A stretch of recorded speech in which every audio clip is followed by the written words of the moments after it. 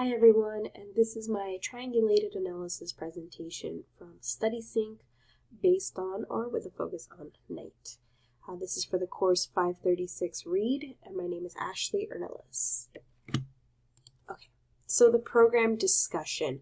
The name of my program that I focused on is StudySync, that is the district-approved curriculum for English Language Arts. I did go in with a greater focus on the unit night. My grade level was 9th to 10th grade. Night takes a particular focus for 10th grade. The area of literacy that I focused on for this unit was reading comprehension or comprehensive literacy as found in best practices. The analysis that was conducted was with a lens focusing on a particular unit of night, as I addressed earlier, with a theme of the human connection. So that is really the unit name, human connection, but that's the text for the unit, which is night. Students are brought to the forefront of the topics related to the Holocaust and asked to view them through a literary lens. So we're able to look through this historical moment and really look into it as experts within a literacy field. I will say that StudySync does take that approach, or attempt to take that approach. Some additional relevant information to this particular program is that StudySync does take an approach to the novel to provide adequate materials. Again, it really does seem to want to take its students as experts, as literary critics, in order to cover a comprehensive unit program. But it does take an academic approach to its materials, which is great because, again, we want to make sure our students are experts, but as I will get into later, it does seem to overlook certain aspects of, well, our students. Okay, so some of the most prevalent theories that I found for this program were behaviorism, social constructivism, and metacognitive theory.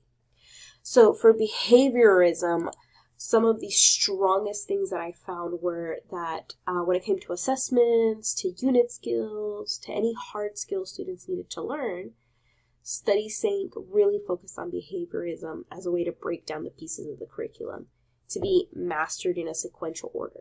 Students need one skill in order to move on to the next skill, essentially. They cannot really go from chapter 1 to chapter 4, which makes sense sequentially, but it does kind of lock in our students from one step to the next.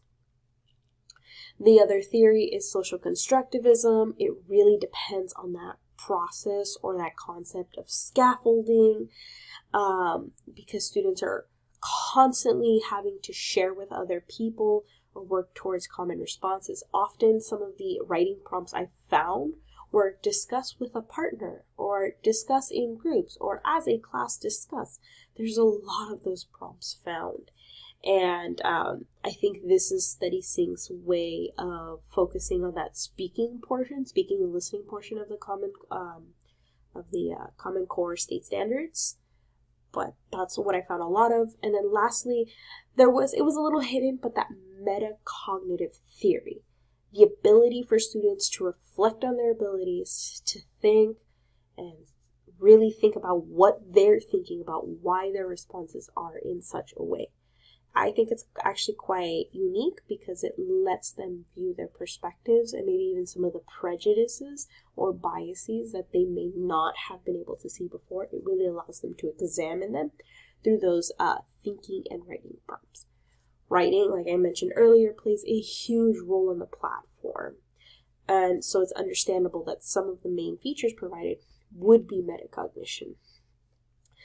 I heavily think that StudySync focuses a little bit more on the behaviorism and social constructivism with a lot of its reading.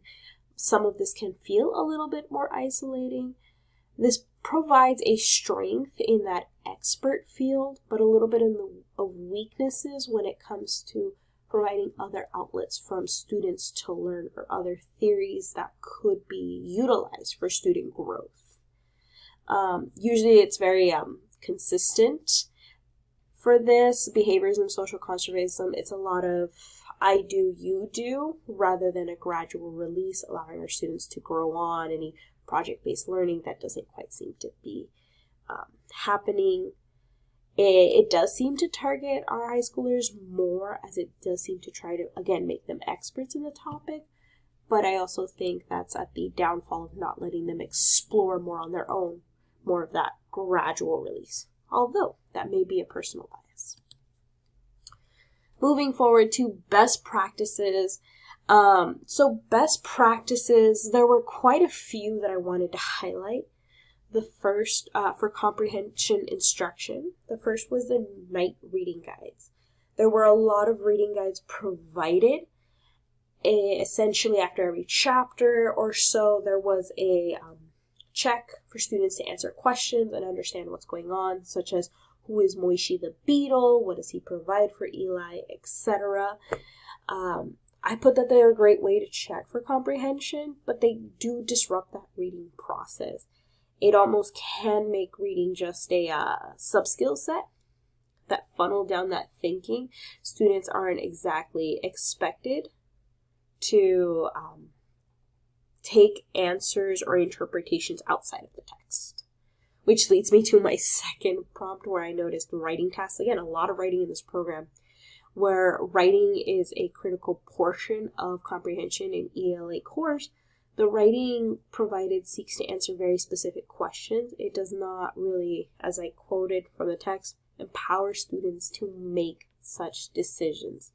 Students are essentially almost not secondary, but not as given that academic freedom to explore other answers per se. Lastly, I noted when it came to our English language learners, the scaffolding provided, that there are scaffolding sets provided. There's even skill sets provided, such as EL learners should be able to take notes, read sight vocabulary, provide supporting evidence, see spelling patterns and rules, which is great. However, I even noticed that it's the strategy that fits under scaffolding that leads to transfer. By scaffolding something, students can actually begin to transfer that information, as we found in the best practices text. However, I noticed that there's an assumption that the educator has to teach the students these skills. These are not actually provided in StudySync. Rather, they're just listed as skills that they should learn by the end of this unit. So, it really relies on the trained teacher or educator who's able to identify this opportunity, make it teachable, and make it authentic in the text, which also comes from best practices. So, essentially, as an educator, we're left to tie up these loose ends, whereas StudySync just says that they're best done. So, and then that leads me to my last point, and the most important thing, providing opportunities for authentic learning processes. Very few portions of StudySync allow for this natural process to occur. A lot of what is in StudySync is this, I wouldn't want to say stagnant, but it is just a list or just a set of things students should do, but does not actually provide all of the materials that it could to actually get students there. Which brings me to my next point, the CRE analysis. I will disclose that I was a little confused on this, kind of looking at StudySync, and I'll get to that in just a moment. So for my CRE analysis, I found that they had low scores in representations at a -1. The social justice orientation score was a 13, which was much higher and actually did kind of branch my expectations, and the teacher material score is a -3. These are my actual scores. You are free to zoom in and look at them. I'll start with my first one. So when it comes to my low scores in representation, a lot of what I found in StudySync, I was really looking at the curriculum as a whole. I noticed that the questions were very broad, saying the curriculum features visually diverse characters, and the characters of color do not all look alike. While it's true, StudySync does actually provide a wide set of diverse characters and diverse novels. Night itself features a religious ethnic background through Judaism, through Jewish people, and through the Holocaust. So I was a little confused. I was a little unclear with how to essentially place this group of people and how to really place this novel as a minority group. There are references to different ethnic and cultural traditions. That also was confusing a little bit. I work in a Hispanic-dominated community. How do I place this novel that is predominantly European, essentially, in the hands of my Latina students? It is different ethnically and culturally for them to read, but it also does fill into this quote-unquote mainstream, literature, or this mainstream story that has been told about the Holocaust. So I was very between, I apologize, I was just between words and really how to actually provide that low score in representation. When I looked through representation, I found that score essentially they're culturally insufficient.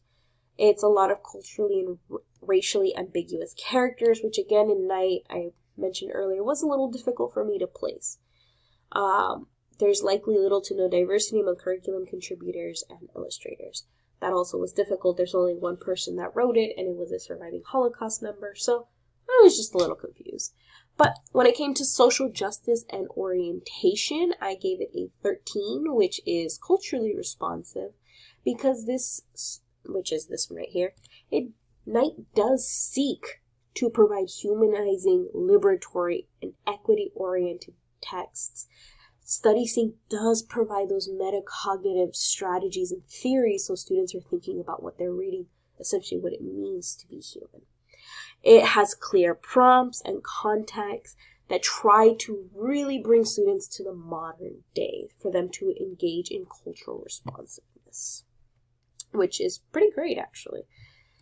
And lastly, we have the teacher's materials. The teacher materials are kind of weak. I gave it a -3, which is culturally insufficient. I mentioned it earlier. There's very little from which to pull when it came to actually building my unit for Night. I had to pull a lot from the U.S. Holocaust Museum. I had to pull from the memorial museums, Museum of Tolerance, whatever I could really get my hands on to build onto it. Study Sync doesn't quite have that central scaffolding for teachers to use. Lastly, for my summary discussion, overall, Study Sync seems to provide a program that is culturally responsive and engages with comprehensive instruction, but it fails to really provide instruction outside of basic behaviorism tactics. Outside of those basic writing prompts, those connection points, it really doesn't have the scaffolding, the teacher materials. It doesn't have what would be needed to create such a relevant finding for the students. It really fails to create active engagement and pull the student to the forefront of their education. Essentially, it's an overall dependence on the educator. The educator has to pivot and make this unit work for their classes. Essentially, there's more bare bones being provided and ideas being provided than actual curriculum that seeks to create a diverse and culturally responsive education available for students. That being said, Study Sync is not a bad platform by any means. It seeks to fill a need educationally and academically with rigor and using literacy practices like writing and comprehensive. But that being said, it definitely could use more in the realm of being culturally responsive to our students as a whole. Thank you.